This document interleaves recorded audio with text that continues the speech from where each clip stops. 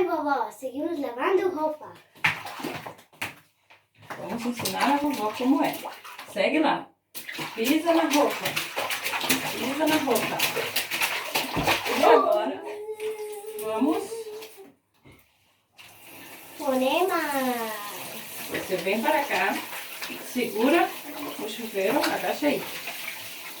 Agacha. E Molha. enxaguamos a roupa. Olha, isso aqui. Enxaguamos a roupa. Aí. Perfeito! Assim está. E colocamos no suavizante. Depois do suavizante, deixamos por alguns minutos.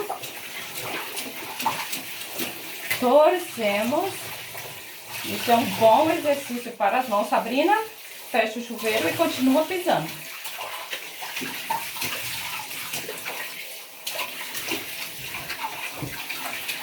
E aqui vamos torcendo a roupa na mão. Quem que ensinou isso para a mamãe, Sabrina? A vovó Vera. A vovó Vera. Os ensinamentos da vovó Vera fazendo sucesso na Espanha. Pronto.